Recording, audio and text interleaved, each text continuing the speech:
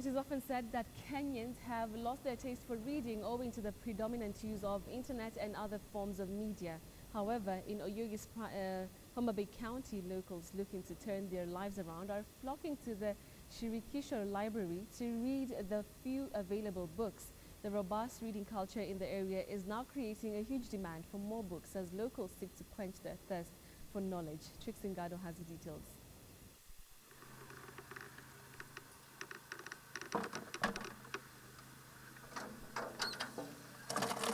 Meet Jane Achieng. Jane spends most of her time at this construction site doing back-breaking jobs for a pay. Jobs traditionally dominated by strong young men. The fact that she is only one of two women here does not bother her. She is determined to make ends meet. It is her dream for a better future that keeps her going. She wants to at least start a salon or in an ideal world, though, she would love to be a doctor. A rather ambitious dream for a 24-year-old who did not complete her studies. When not keeping up with fellow construction workers, Jen is vending groundnuts at the Oyugis shopping center.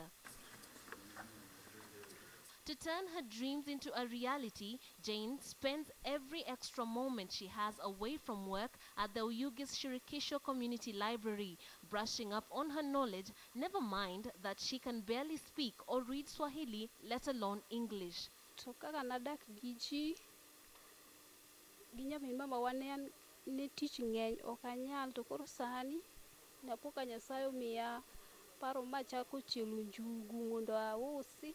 Koro aneno ni apang goda to moko achulo tasomo to anyalo ng'iyo moko be apidhora godo moko ba chulo got.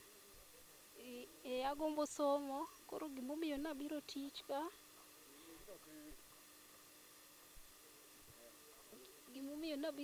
ka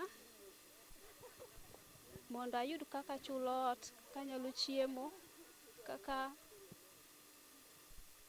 anyalo dak. Anyalo yiero tich mar saloon kata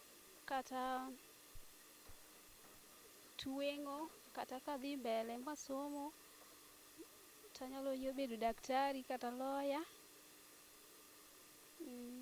Jane's story is typical of many locals here. Owing to poverty and other problems, many have missed a chance at a proper education. This, however, does not deter them from quenching their thirst for knowledge. Sylvester Onduto Karisa is a 38-year-old with a Juakali welding business. While this helps him feed his wife and child, it is not lost on him that in order for his business to grow, he needs a formal education. I've got some, I'm limited. I cannot be employed somewhere. At the same time, if I go to work to some institutions like schools, like hospitals, they need papers. So for the past 4 years, he has spent exactly 2 hours every day here studying with the help of other members of the library. He hopes to one day be ready enough to sit for his KCPE exams. And another brother took over this project and made a structure. He said, this project, that should be a project. Well, before it was not a project. It was simple helping people who came, but there was a flood of people every day coming. We have several students who have joined university as a result of this place, the fruits of this project. Many students in local schools have this library to thank for their academic progress. With textbook prices being too high and poverty being a barrier, the walls of Shirikisho Community Library are a safe haven for scholars and avid readers. The constant stream of locals coming to the library to read a book or two is the clearest pointer to the need of locals to learn and change their lives for the better.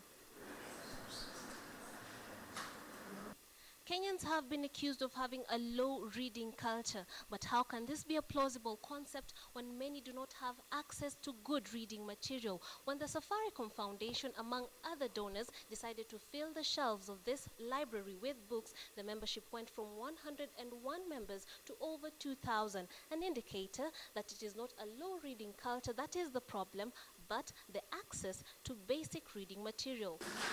To meet this need, the government and would-be donors will need to do more for the readers of Oyugis, as it goes without question that development and literacy are mutually exclusive.